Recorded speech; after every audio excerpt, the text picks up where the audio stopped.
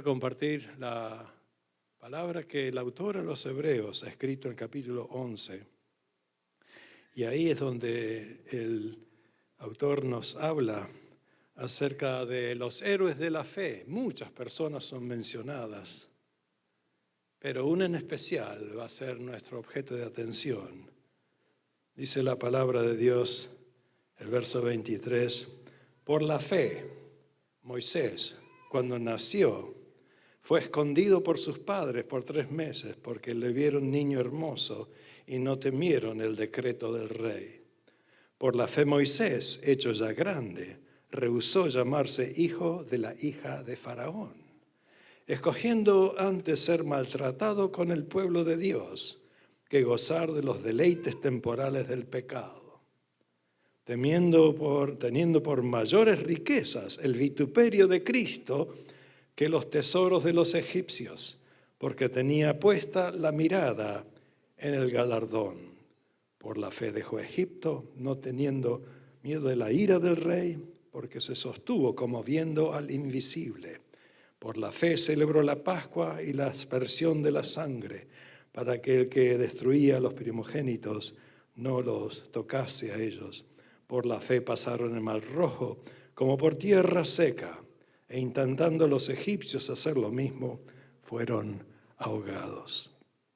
Padre Celestial, bendice tu palabra, ayúdanos a exponerla en el poder de tu Espíritu, para entonces aprender de ti y de tu palabra cómo hacer decisiones sabias, porque nuestras decisiones forjan nuestro futuro en tu presencia.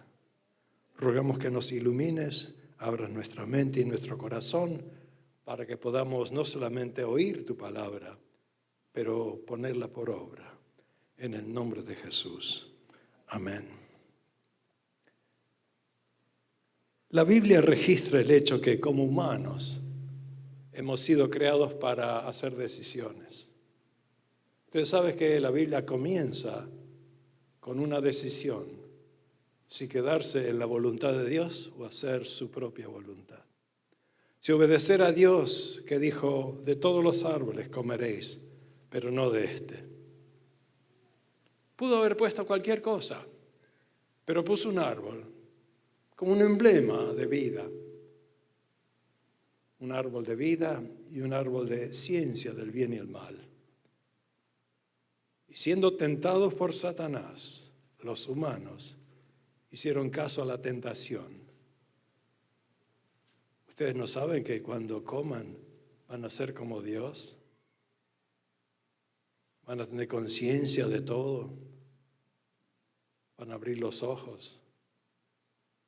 Y los tentó con la mirada, la concupiscencia de los ojos, de la carne y la vanidad, la soberbia de la vida, de llegar a ser como Dios, pero sin Dios. Y hacer lo que Dios pudiese hacer, pero sin Dios. Es decir, descartar la voluntad de Dios a favor de hacer nuestra propia voluntad. Así comienza Génesis. ¿Sabes cómo termina la Biblia en Revelación, en Apocalipsis? Que Dios le va a dar otra manera de decidir a la gente. Si entrar a la eternidad a su presencia como hijos obedientes o hacer caso a Satanás en su rebelión otra vez. Es decir, nuestras decisiones forjan nuestro futuro. No sé si me escuchaste. Cada decisión que hacemos forja nuestro futuro. Forja nuestro vivir a diario, nuestra vida cotidiana. Forja nuestros planes futuros. Es decir, que somos sujetos a hacer decisiones. Y hacer decisiones implica algo que nos hace pensar. Dios no nos hizo robóticos, no nos hizo autómatas o títeres. Dios nos hizo con la capacidad de decir sí o no a sus ofertas, a sus demandas, a su voluntad. Y cada día tenemos que hacer decisiones. ¿Ustedes cuántas decisiones hicieron hasta ahora? levantarse o no levantarse porque hace frío. Se levantaron. Es una decisión que tomaron. Darse un baño o no. Venir aseados a la iglesia o apestar. Decidieron darse un baño. Afeitarse o no afeitarse. Solo los que se afeitan, los demás están exentos. Ponerse zapatillas o zapatos. Ponerse o no ponerse una corbata. Yo no estaba decidido porque la mayoría de la gente hoy no se pone una corbata, pero como lo vi a Pablo ponerse una corbata, dije, bueno, no voy a desentonar en la iglesia de Pablo Giovannini. Yo pudiese venir con la camiseta de Messi y predicar el mismo mensaje, pero me parece fuera de foco. Es una elección. Tomar desayuno o no. Y si tomar desayuno, huevo frito, panceta y cosas que te matan en el acto, o cereal con blueberries y walnuts y raisins y cosas sanas. Todo es decisión. Algunos calculan que hay como 2000 decisiones que hacemos en un dado día. Sí o no, sí o no. Así que las tomamos por sentado porque así vivimos, como que las cosas son automáticas. Pero nuestras decisiones deciden nuestro futuro. Si comemos cosas tóxicas, nuestro futuro no es muy lejano. Terminamos en una fosa con 6 pies de tierra encima. Si hacemos ejercicios o no, si nos cuidamos o no, todo tiene su repercusión en la vida. Es decir, que la escena del jardín del Edén se filtra a todo lo que decimos y hacemos ante la vista de Dios, cómo nos comportamos ante su presencia, y al final y al cabo daremos cuentas a Dios de nuestra mayordomía terrenal. Está establecido a los hombres morir una vez sola y después el juicio. Daremos cuentas a Dios de toda decisión que hemos hecho, buena o mala. Y eso nos hace pensar, nos alegra y nos aterroriza, porque ¿cuántas veces hemos fracasado en hacer la voluntad de Dios? ¿Cuántas veces hemos hecho decisiones que nos han costado lágrimas, culpabilidad, vergüenza, y hemos decidido hacer caso a la palabra y volver al cauce con arrepentimiento, convicción, contrición y con fe para seguir adelante en la lucha diaria del cristiano, hasta que nos morimos o hasta que Cristo venga a buscarnos. De todos los héroes de Hebreos 11, elegimos a Moisés, porque es el más grande de los líderes del Antiguo Testamento. ¿Y qué pasa con Moisés? ¿Quién era Moisés? ¿Cuál es su trasfondo? Porque aunque el capítulo presenta un número grande de personas quienes se vieron en decisiones mayores en sus vidas, dependían los resultados que afectaban a sus vidas, para bien o para mal. Consideramos como héroes de la fe, como santos especiales. Sin embargo, eran personas comunes, como nosotros, pero calificadas por su fe y su obediencia a Dios, a sus designios, a su propósito, a su voluntad. Y todos los héroes de la fe que figuran en ese capítulo representan un principio mayor que subraya la postura de fe de hacer decisiones cruciales. Un existencialista nos ha recordado que aun cuando no hacemos una decisión, es una decisión a no hacer decisiones. Estamos condenados, confinados a hacer decisiones, quieras o no. Es mejor ser consciente de las decisiones que tomamos, y no solo de eso, sino del futuro, de las repercusiones que nuestras decisiones traen para nuestras vidas.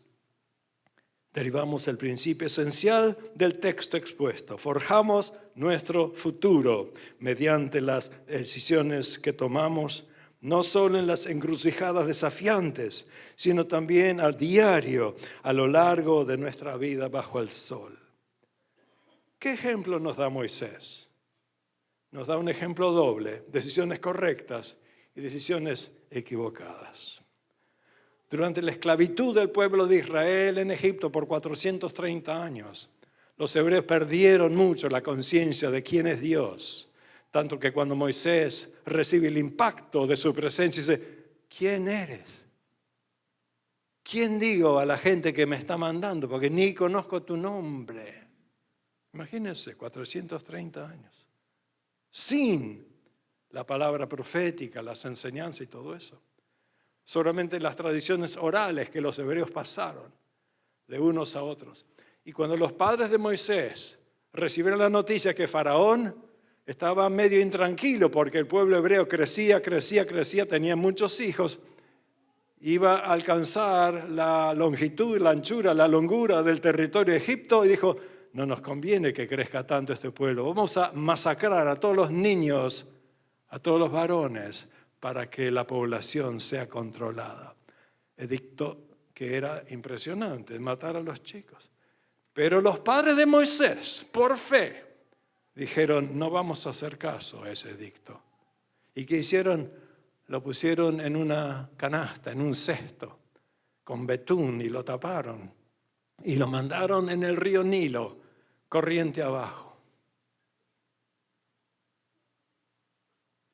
¿Qué padre pondría a su bebé en una canasta y dejarlo que transite? Y no quiero entrar en política porque muchos hispanos, indios, chinos dejan a sus chicos en la orilla con los coyotes que los traigan a Estados Unidos y lo dejan a la merced de mercenarios, de abusadores, de tratos sexuales, etc. Moisés, sus padres tenían fe de que Dios va a hacer algo con su criatura y por fe lo dejaron ahí. Y da la casualidad o el destino o la voluntad de Dios que la hija del faraón se bañaba en el río y ve una canasta, abre eso y se enamora del chico y dice, yo lo voy a hacer mío. Se quedó con Moisés. Y Moisés creció en la casa del emperador del imperio mundial de la época, con todos los favores, y fue instruido en toda la sabiduría de los egipcios. No sé cuánto sabe de los egipcios, pero ellos anteceden a los griegos, a los romanos, en todo lo que era ciencia, medicina, embalsamiento de cuerpos, etc. Eran fabulosos los egipcios. Aunque eran paganos y adoraban un montón de dioses, tenían una mentalidad científica, tenían una mentalidad amplia, instruyendo a Moisés en toda la sabiduría de los egipcios. Y aparte, gozando de todos los placeres del palacio real. Imagínate crecer en el palacio del faraón, el rey de Egipto. Me imagino a Moisés creciendo como un teenager y lo están apantallando con hojas de palmera. Y dice, un poquito más porque tengo calor. A ver, un faisán acá con esta. Tenía lo que se le daba la gana, el gusto y la gana. Se lo servían en bandeja. Y creció y llegó a ser un potentado en el imperio. Pero un día se acordó que era hebreo, porque su madre y otros lo amamantaron y lo criaron por destino de Dios en el palacio real. Y cuando él estaba mirando cómo sudaban tinta los hebreos haciendo ladrillos de barro para los egipcios y los maltrataban, y vio a un egipcio maltratar a un hermano judío, Moisés, se le fue el humo a la cabeza y de un puñetazo lo mató al egipcio. Y lo enterró en la arena para que no lo vean.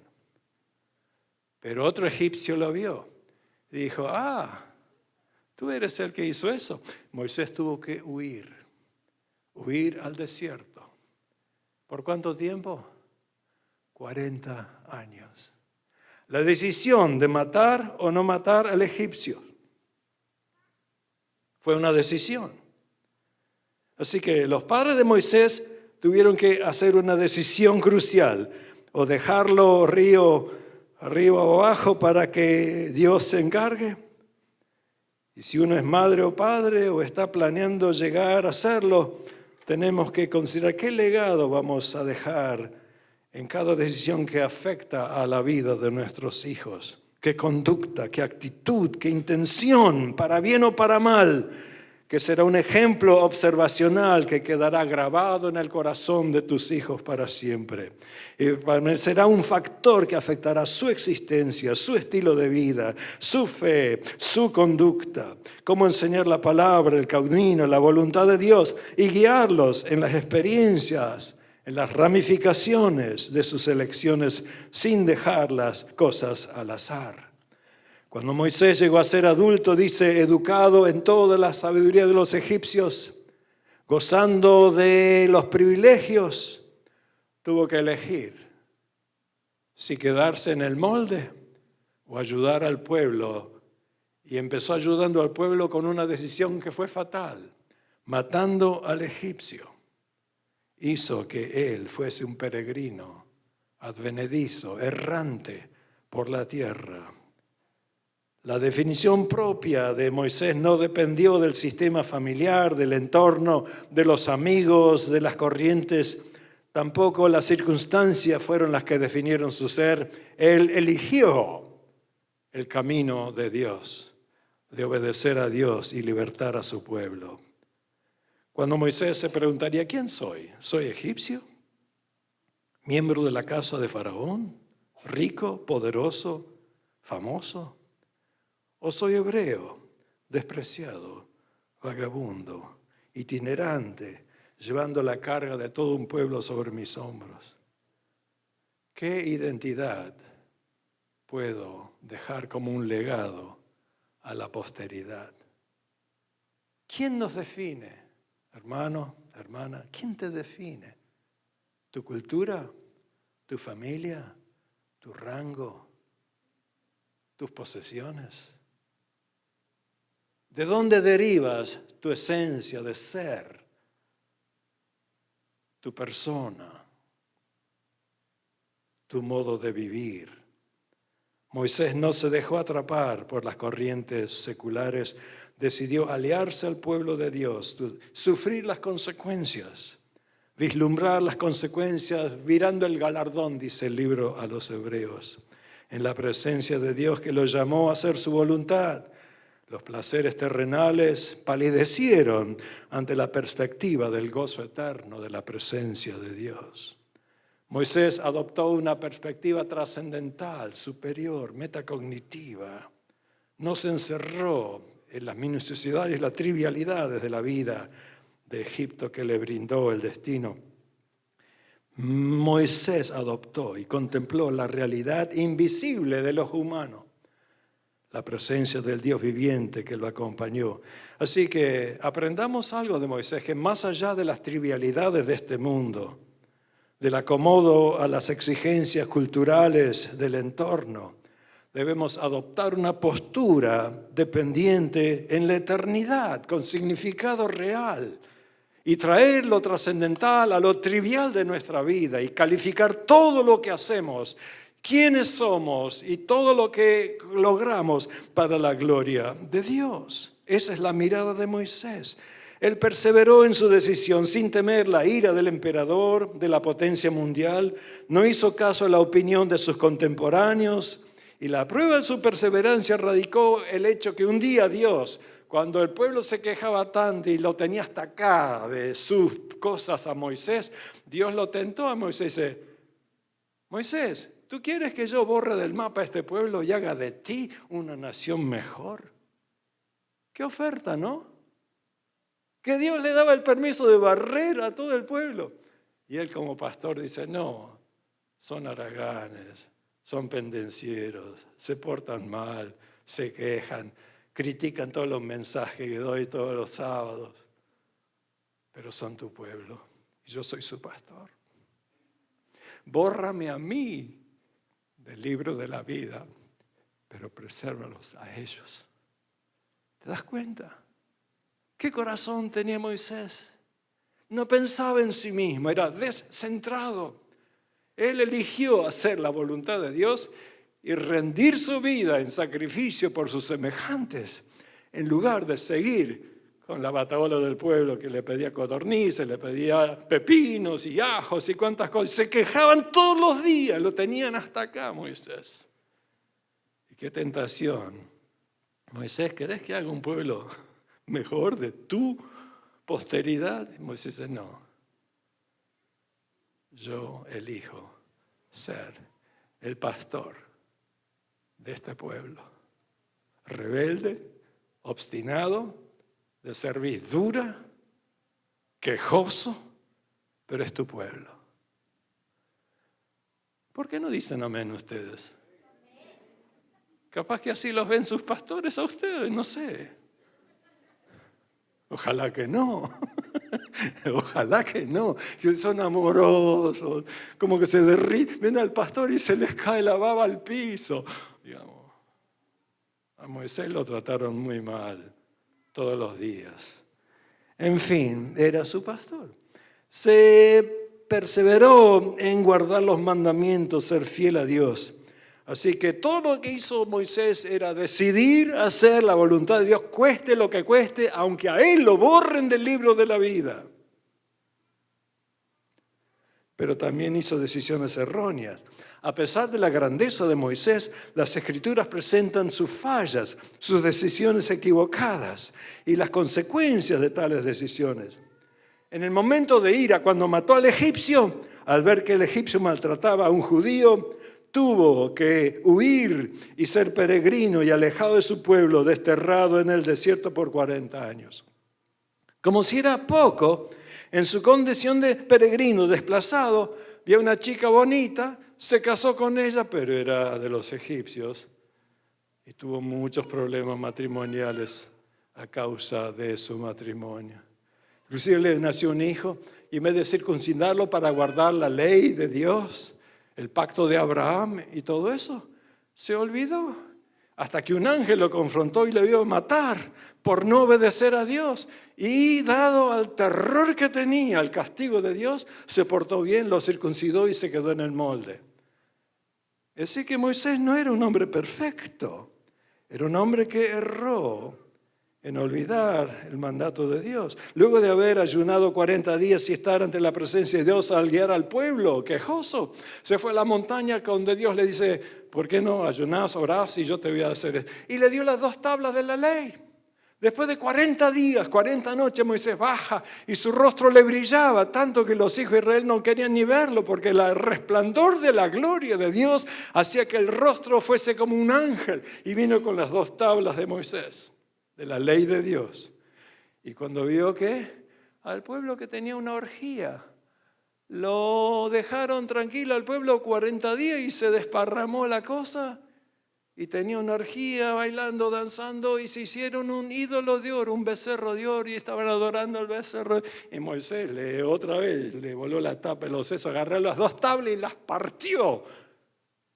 Las tablas de los 10 mandamientos. Moisés las partió en el piso. Y dijo, eso no se hace. Vaya otra vez, 40 días, 40 noches. Le voy a dar la segunda ley. La segunda tabla, una réplica, pero esta vez cuando bajes, ponelas en la cajita, en el tabernáculo. Ponelas en el arca del testimonio, que Indiana Jones estaba persiguiendo en una de las películas, ¿te acordás? Así más o menos te situás en lo que estoy diciendo. Entonces, la guardó en el arca. Era un símbolo realmente. Que el hombre más manso de la tierra, el dador de la ley, fue el primero en quebrar la ley. ¿Quién es el único que guardó la ley? Cristo, ejemplificado por el arca del testimonio. El único que guardó la ley perfectamente y nunca pecó para ser el sustituto de todos los pecadores. Así que Moisés les dio la segunda ley, inclusive escribió el Deuteronomio. Deutero es segundo, nomos es ley, así que el libro de Deuteronomio significa la segunda edición de la ley de Dios. Entonces estamos aquí cuando durante la peregrinación en el desierto el pueblo se quejaba por falta de agua. Se quejaba que en Egipto teníamos pepinos, ajos, tenía un montón de cosas y acá maná. Se hartaron del maná de Dios y querían las cosas de Egipto otra vez. pareciera ser creyentes infieles del siglo XXI. Dice, siempre lo mismo en la iglesia. Cuando éramos en el mundo, ahí sí que gozamos la cosa. Acá solamente cantar, alabar, y inclusive dicen que si no alaban como en la cancha de fútbol, no son ni siquiera cristianos. Entonces, como que, ¿qué hay de nuevo para mí, de gozar? Se quejaban, entonces estaban sedientos, no tenían agua. Por ahí una roca. La Biblia tipifica y la roca que lo siguiera Cristo, el manantial de vida, el que da el agua de vida, en fin. Pero Moisés recibe el edicto de Dios. Háblale a la roca y dile, dale vertido. Y cuando Moisés se acerca a la roca, en vez de hablarle, estaba tan enfadado, tan exasperado, que agarró la vara con la cual partió el Mar Rojo. Agarró la vara y golpeó a la roca. Y Dios dice, epa, se te fue la mano. Por golpear la roca no entrarás a la tierra prometida. Toda la generación murió en el desierto. Y a Moisés Dios le permitió subir a un monte y ver la tierra de lejos, pero morir antes de entrar. ¿Por qué? Porque hizo una equivocación al decidir golpear en vez de hablarle a la roca. ¿Qué te parece? ¿Cuántos errores hizo Moisés? Muchos. Y el último de ellos no entró a la tierra. Pero ¿tú sabes a quién servía Moisés? A un Dios de gracia y misericordia. ¿Tú sabes que Moisés finalmente entró a la tierra prometida? ¿Cuándo? Cuando Jesús se transfiguró, estaba Moisés y Elías charlando con él, hablando en el monte. Así que Moisés se dio el gusto de entrar a la tierra prometida. Dios tiene gracia y misericordia. No es como nosotros, no nos paga conforme a nuestros pecados. Él extiende su misericordia todos los días a pesar de quienes somos. A pesar de nuestras faltas, de nuestros yerros, Él permanece fiel. Ese es el Dios al cual Moisés y nosotros servimos. Del texto a nuestra propia existencia, los triunfos y las tragedias de los caracteres que figuran en la Biblia nos hablan que sus decisiones tenían repercusiones y nos han dejado ejemplos buenos y malos, correctos e incorrectos de cómo hacer la voluntad de Dios. Y es innegable que las decisiones de cada persona forjan su presente y su futuro temporal, así también como la eternidad. Entonces, al enfrentar desafíos, ustedes oraron al principio de la reunión por los problemas, los desafíos, las peripecias, las vicisitudes, los eventos negativos por los cuales ustedes atraviesan o tienen que enfrentar. En cada una de esas ocasiones, ustedes deben hacer decisiones. Decidimos escapar, huir, retroceder, escondemos, aumentamos nuestra ansiedad, la reforzamos con desesperanza, con angustia, con rumia, con ira, y razonamos de manera tal que nos aseguramos a nosotros mismos con diálogos internos que es mejor ser un cobarde vivo que un valiente muerto. Otra manera es decidir ser pasivos y cantar como los hispanos cantamos, ¿qué será? Será. Será lo que debe ser. Pasividad. Un desgano de hacer algo para cambiar la situación. Una pasividad que no atinamos a esforzarnos en hacer lo debido, a solucionar el problema, a solventar nuestras dificultades, a reforzar nuestra desesperanza. A un gaucho que lo llamaban fatiga en los cómicos de Argentina, le dicen, che, mira un avión. Ay, qué feliz de vos que lo ves porque estaba boca abajo y no se quería dar vueltas cuando dormía. Che, le dice, ¿qué es bueno para una picadora de víbora? No sé, ¿por qué viene una? ¿Cómo vas a dejar que la víbora venga y te pique? Por lo menos salta, corre. Hay gente que no atina a hacer nada porque es muy pasiva y así conduce su vida, haciendo que las cosas de alguna manera se resuelvan. Alguien va a pagar las cuentas, alguien me va a socorrer, me tiro. Nos congelamos a veces y quedamos perplejos, atónitos, aterrados. Nos consideramos inútiles, afrontamos nuestros problemas con o sin ansiedad, pero no hacemos caso de hacer decisiones correctas, esperando que la marea pase y sobrevivamos de alguna manera. La mejor manera es afrontar las cosas por fe, como Moisés y todos los héroes lo hicieron. ¿Qué es la fe? La sustancia de las cosas que no se ven y de lo que se espera cuando no lo vemos patéticamente o empíricamente. La fe va más allá de la razón y no es irrazonable porque se centra en Dios que promete y que cumple sus promesas. La fe mantiene a la persona aferrada a lo invisible y puede afrontar las vicisitudes de la vida teniendo en mente la abundancia de la gracia de Dios. Por eso puede reinar en vida por Jesucristo. El texto de Romanos capítulo 5, verso 17, los que reciben abundancia de gracia y la justicia como un don, reinan en vida por Jesucristo. ¿Qué es reinar en vida? No estar sujeto a las circunstancias, no ser definido por las peripecias, no ser atrapado por las vicisitudes, es declarar la libertad a pesar de los problemas, a pesar de la necedad, a pesar de la abrumación de todas las luchas que enfrentamos. Yo sé a quién he creído y es poderoso para guardar lo que he cometido hacia Él en aquel día, dice Pablo. Diga el flaco fuerte soy y cobre ánimo su alma porque el Señor está contigo. Entonces asumimos una postura de fe activa y al mismo tiempo desconectada de las circunstancias sin dejar que nos definan y a conciencia plena actualizamos la paz de Dios provista por el Dios de paz y reconocemos la presencia del Cristo vivo en medio de las circunstancias. Como los que fueron arrojados al horno de fuego, vieron un cuarto varón que se paseaba con ellos, protegiéndolos de toda quemadura. Como aquel que duerme en el bote y se levanta y calma las olas y el viento para que los discípulos estén más tranquilos. El Señor está con nosotros en toda prueba, en toda vicisitud, en toda peripecia. Hemos sido creados con la capacidad de ejercer nuestro libre albedrío, de ejercitar nuestra voluntad en decidir el curso de acción que determina nuestro presente y nuestro futuro al confiar en la presencia de Dios, en el poder de su Espíritu.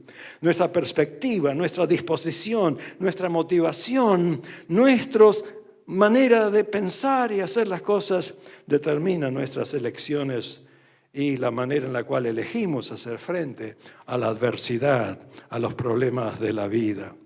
Pelear, huir, quedarnos congelados o permanecer en calma, en paz, en control de nuestras emociones, nuestros pensamientos, todo depende de cómo hemos sido empoderados por el Espíritu Santo, cuyo fruto no es solamente amor, gozo, paz, paciencia, bondad, benignidad, mansedumbre, templanza, sino que también dominio propio. ¿Y qué es el dominio propio? Ejercer el control de tu voluntad en hacer decisiones en los momentos más difíciles, más tentadores, más cruciales de tu vida. Permanecer en perseverancia y en calma, en paz ante la presencia de Dios. Pregúntate, ¿hasta qué punto tengo la libertad de acción y elección en lugar de verme apresado por las circunstancias o sujeto a las fuerzas externas o al destino o a Satanás? Puedo discernir y captar si las circunstancias o los eventos que suceden están dentro de mi control y si no están dentro de mi control, lo puedo dejar en las manos de Dios porque Él toma cuidado de mí. Puedo discernir los aspectos que son manejables y al alcance de mis capacidades de controlarlas y qué aspectos están fuera de mi jurisdicción, de mi responsabilidad, como para decirle en tus manos encomiendo todas estas cosas. Así que Dios nos dé el conocimiento, el entendimiento, la sabiduría en hacer decisiones sabias. Hay situaciones que demandan una decisión que contempla el futuro más allá de una crisis. Situaciones que determinan nuestro futuro, que determinan nuestro ser. ¿Estudiar o no estudiar? ¿Entrenarme en algo que valga la pena o perder el tiempo? ¿Casarme con María o Juana o Frances?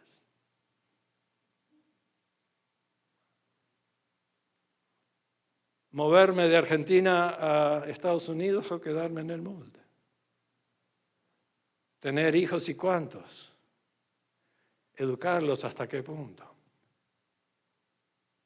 ¿Te das cuenta? Toda la vida es una secuencia de elecciones y de decisiones que tomamos. Y estamos aquí hoy a causa de todas las decisiones que hemos hecho desde que hemos nacido. ¿Dices amén? ¿Cuántas decisiones han sido buenas? Gloria a Dios. ¿Cuántas decisiones? Dice, ahí metí la pata en forma. ¿Podés aprender de tus errores? Puedes aprender de tus equívocos. Decir, Señor, ayúdame a enmendar mis caminos, a alinear mi voluntad con la tuya, a hacer caso al mover de tu espíritu en mi vida, para hacer siempre tu voluntad. A veces en nuestra vida bajo el sol es simplemente difícil discernir las encrucijadas que marcan momentos en los cuales debemos hacer decisiones difíciles. Un día yo estaba trabajando en una agencia de publicidad como artista, como diseñador gráfico y todo eso. Y estaba estudiando en la universidad. Y me viene una invitación de una iglesia de San Francisco, de ser pastor. El mismo día me dice la agencia, queremos que seas el director de esta agencia en Laguna Beach, California, que es una ciudad bastante artística y todo eso. Y yo pensaba, ¿Laguna Beach o San Francisco? ¿Una vida que me va a dar un Lamborghini o un Volkswagen del año 53? ¿Qué elección hacer? Y era tentador. Y uno tiene que hacer decisiones. Cuando estaba en California, me viene un llamado de Harvard diciendo, ¿querés venir? Te hacemos un fellow de nosotros. Y yo dije, tengo todo en California. Tenemos la familia, los chicos, la iglesia. Y venir a otra provincia, no conocer a nadie aquí y empezar de cero otra vez. Puedo ir, decisión tras decisión, pero no se trata de mí, se trata de todos nosotros. ¿Qué decisiones tomamos cuando hay encrucijadas que marcan el camino, si ir para este lado o para el otro? ¿Qué decisiones tomamos y por qué las tomamos? ¿Qué entra en juego en la capacidad de decidir nuestra vida bajo el sol? ¿Cómo enfocamos sobre los eventos desafiantes? ¿Cómo captamos y enfocamos sobre nuestras reacciones y respuestas?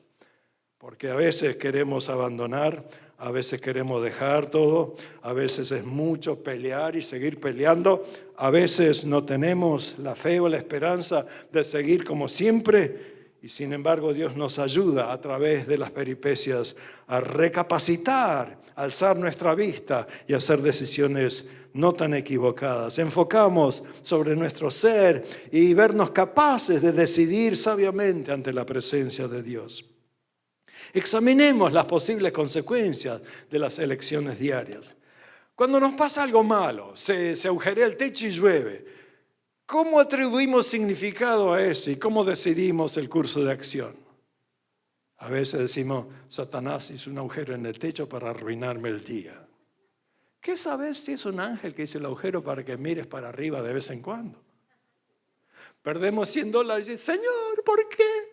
Y nos angustiamos. Y otro que los encuentra, te alabo, Señor, porque tengo almuerzo este día. Gracias por los $100. ¿Cómo te podés gozar a causa de mi angustia? Eso es mórbido. ¿Qué clase de cristiano eres? Sin embargo, si encuentro $100, estoy contento y alabo a Dios. Si pierdo $100, le echo la culpa al diablo, a Dios, a Satanás, a todo el mundo. Es decir, que siempre uno acomoda su atribución de significado a la realidad según sienta en su corazón.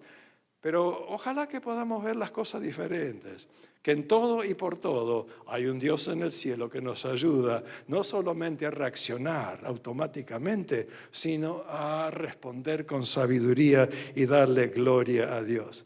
La próxima vez que pierdas $100, dice, gracias Señor te doy porque le proveíste algo a una persona que lo va a encontrar.